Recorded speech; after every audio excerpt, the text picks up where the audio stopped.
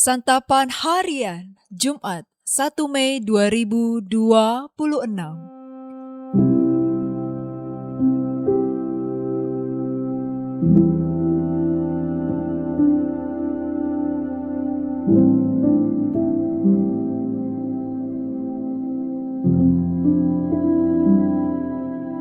Inilah program Santapan Harian, sebuah program yang mengajak Anda menelusuri isi Alkitab, agar Anda menemukan makna firman Tuhan sesuai dengan konteksnya.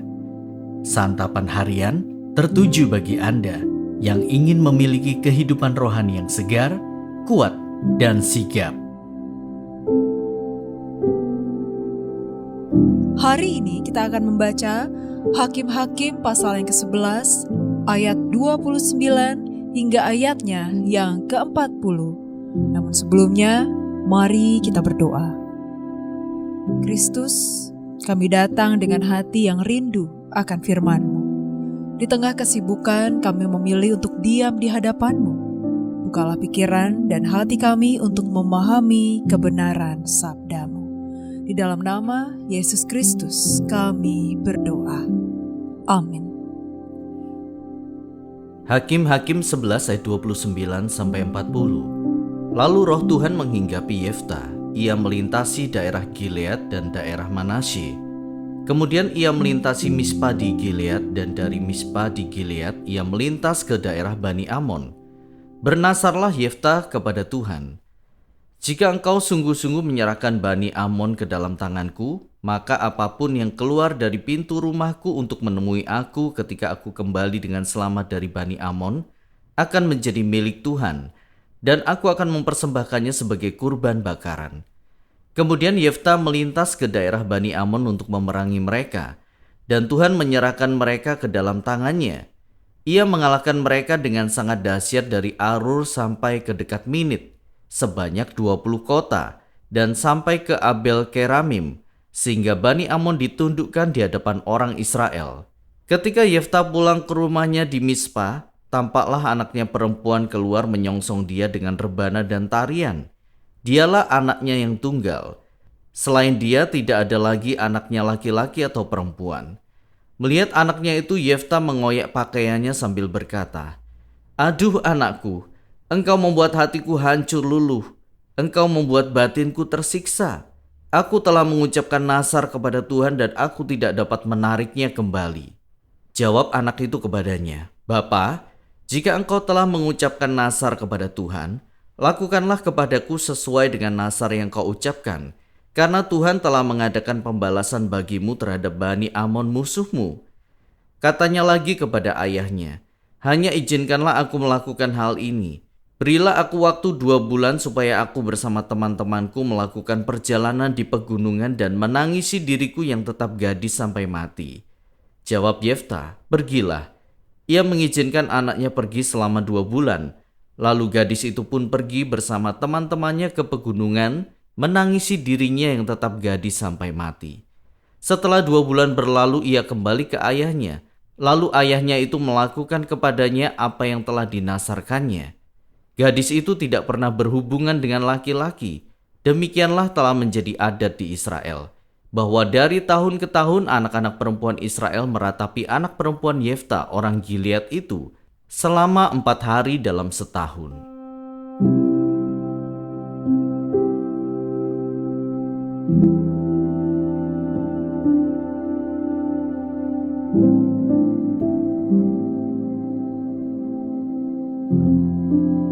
Sahabat Scripture Union Indonesia, salah satu nilai utama dalam kekristenan adalah kesetiaan.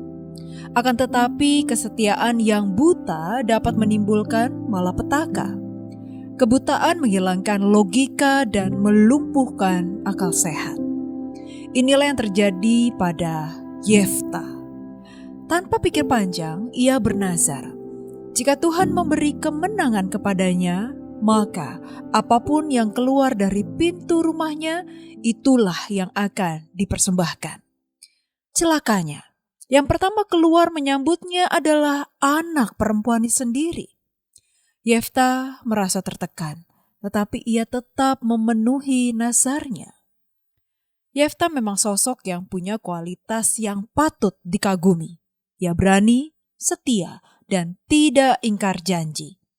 Akan tetapi dari sikapnya yang naif juga, ia belajar bahwa kesetiaan tanpa kehati-hatian dapat mengakibatkan kerugian bagi semua pihak yang terlibat. Yefta harus mengalami kehancuran hati dan merelakan anaknya yang tunggal.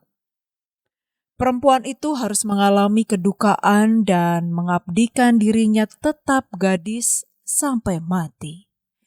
Nazar yang diucapkan Yefta memang lahir dari semangat religius, tetapi tidak disertai dengan pertimbangan yang hati-hati. Mungkin ia mengira bahwa nazarnya akan mudah ditepati, bahwa Tuhan akan memberinya kemenangan dan ia akan memberi kurban binatang kepadanya. Ia sama sekali tidak menyangka bahwa ia akan menempatkan dirinya ke dalam keharusan untuk mempersembahkan anaknya.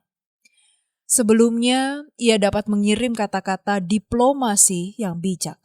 Ironisnya, sekarang ia membuat nazar yang berlebihan dan terlalu berani. Yefta melakukan sebuah tindakan yang tragis bukan karena ia lemah imannya, melainkan karena ia terlalu percaya diri dan menjadi buta terhadap konsekuensi dari kata-katanya sendiri kepada Tuhan. Dari hal ini kita belajar bahwa iman yang baik harus disertai dengan kesetiaan yang hati-hati. Pasalnya, jika kita berjanji kepada Tuhan dengan sembarangan, semangat iman kita hanya akan menjadi semangat keagamaan yang kadangkala justru membutakan. Karena itu, sebelum berjanji, pikirkanlah baik-baik apa yang harus kita lakukan bagi Tuhan untuk menepatinya. Mari kita berdoa. Kristus yang setia, Engkau tidak pernah lalai menepati janjimu, dan kasih-Mu tetap teguh dalam segala waktu. Kami mengaku bahwa seringkali kami lemah dan tidak setia dalam janji kami kepadamu. Kami lebih mudah tergoda oleh keadaan daripada berpegang pada kehendak-Mu. Ajarlah kami memiliki hati yang teguh, yang setia, bukan hanya dalam kata, tetapi juga dalam setiap tindakan kami. Di dalam nama-Mu, Yesus Kristus, kami berdoa. Amin.